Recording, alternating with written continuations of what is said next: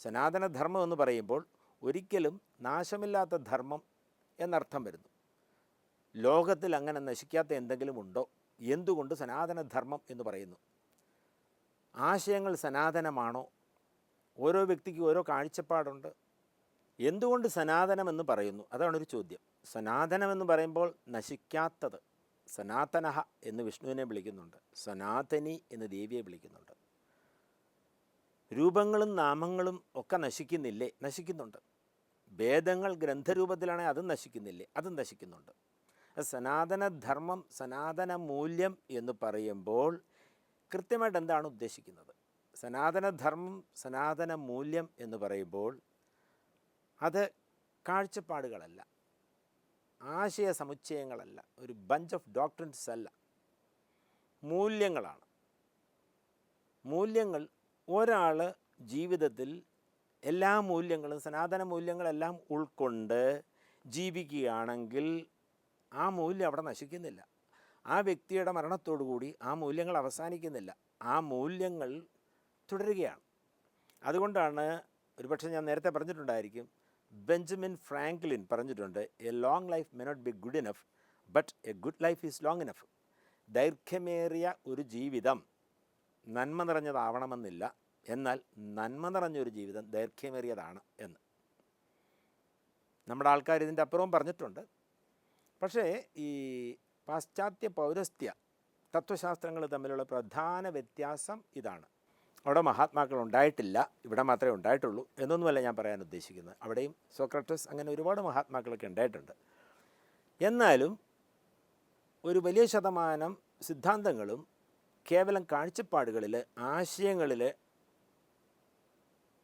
ആസ്പദീകരിച്ചാണ് നിൽക്കുന്നത്. ആശയാധിഷ്ഠിതമാണ്. ഇവിടെ അങ്ങനല്ല. ഇവിടെ തത്വാധിഷ്ഠിതമാണ്, അനുഭൂതിയിൽ അധിഷ്ഠിതമാണ്. ഇതാണ് പ്രധാന വ്യത്യാസം. ഋഷിമാരുടെ ലാബ് ബാഹ്യ ലാബുകളായിരുന്നില്ല. ഋഷിമാരുടെ ലാബെല്ലാം അന്തരംഗത്തിൻ്റെ ലാബായിരുന്നു.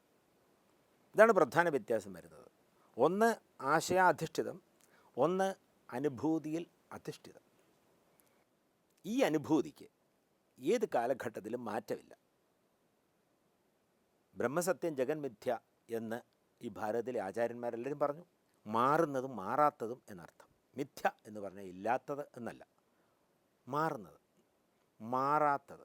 എന്തായാലും മാറുന്നതും മാറാത്തതും പ്രപഞ്ചത്തിലുണ്ട്.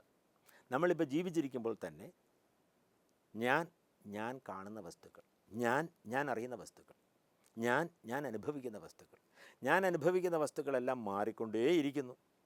യാതൊരു സംശയവുമില്ല. ഞാൻ അനുഭവിച്ചിട്ടുള്ള, ഞാൻ അനുഭവിക്കുന്ന, ഞാൻ അനുഭവിക്കാൻ പോകുന്ന എല്ലാ വസ്തുക്കളും മാറിക്കൊണ്ടിരിക്കുമ്പോൾ ഞാൻ മാറുന്നില്ലല്ലോ. ഏറ്റവും വലിയ തെളിവല്ലേ? ബ്രഹ്മസത്യം ജഗന്മിഥ്യ എന്ന സനാതനമായ വാക്യം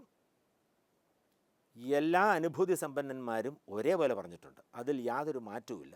അതുകൊണ്ടാണ് ഞാൻ പറഞ്ഞത്, അതൊരാശയമല്ല, അതൊരു മൂല്യമാണ്.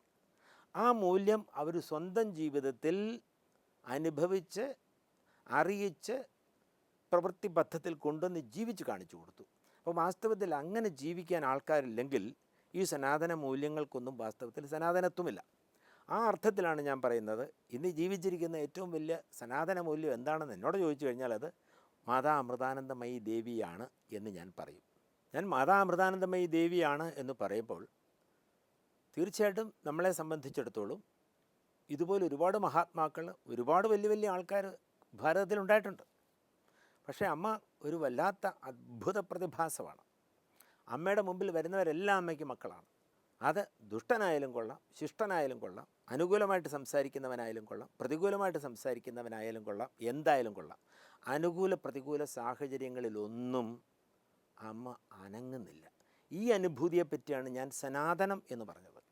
ഇത് പുസ്തകങ്ങളിൽ നിന്നും വായിക്കാം. ഞാൻ ബ്രഹ്മമാണെന്ന് പറയാം, ഞാൻ ആത്മാവാണെന്ന് പറയാം. നമുക്ക് ധാരാളം പ്രഭാഷണങ്ങൾ നടത്തിക്കൊണ്ടിരിക്കാം.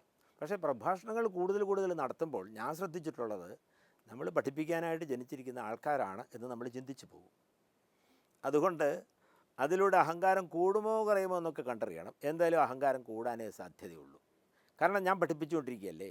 ഞാൻ പഠിപ്പിച്ചുകൊണ്ടിരിക്കുമ്പോൾ എനിക്ക് പഠിക്കാൻ എവിടെ സമയം? എനിക്ക് പഠിക്കാൻ സമയമില്ല. പിന്നെ ഞാൻ പഠിക്കേണ്ടത് വാസ്തവത്തിൽ എന്നെപ്പറ്റി തന്നെയാണ്. ഞാൻ എന്നെപ്പറ്റി പഠിച്ച് ഞാനാകുന്ന പൂർണ്ണതയിലെത്തുമ്പോൾ അതിനെ വാസ്തവത്തിൽ സനാതനധർമ്മം എന്ന് വിളിക്കും. ഈ സനാതനധർമ്മം പ്രവൃത്തിയിലൂടെ കാണിച്ച ആൾക്കാരെയാണ് നമ്മൾ മഹാത്മാക്കൾ എന്ന് വിളിക്കുന്നത്. അപ്പം മാതാ അമൃതാനന്ദമയി ദേവി എന്ന് ഞാൻ പറയുമ്പോൾ മഹത്വം നേടിയ, തന്നെ താൻ അറിഞ്ഞ, സ്വയം അറിഞ്ഞ മഹാത്മാക്കളെ എല്ലാമാണ് ഞാൻ അതിൽ ഉദ്ദേശിക്കുന്നത്. പലപ്പോഴും രമണ മഹർഷിയോട് പലരും ചെന്ന് ചോദിച്ചിട്ടുണ്ട്, ഭഗവാനെ എനിക്കൊരു problem, I have A problem. അപ്പോൾ അദ്ദേഹം ചോദിച്ചിട്ടുള്ളത്, നിനക്കല്ലേ പ്രോബ്ലം, നീ പ്രോബ്ലമാണോ? നീ പ്രോബ്ലം അല്ലല്ലോ, നിനക്കാണ് പ്രോബ്ലം. നീ നിൻ്റെ പ്രോബ്ലത്തെ കാണൂ, നീ നിൻ്റെ പ്രോബ്ലത്തിന് സാക്ഷിയാകൂ എന്നാണ്. ഇതുപോലെ അമ്മയെപ്പോലുള്ള ഒരുപാട് മഹാവ്യക്തികൾ ഈ ഭൂമിയിൽ ഉണ്ടായിട്ടുണ്ട്. അതുകൊണ്ട് ഈ ഭൂമിയെ സനാതനധർമ്മത്തിൻ്റെ ഭൂമി, വേദത്തിൻ്റെ ഭൂമി, അറിവിൻ്റെ ഭൂമി എന്ന് നമ്മൾ വിശേഷിപ്പിക്കുന്നു.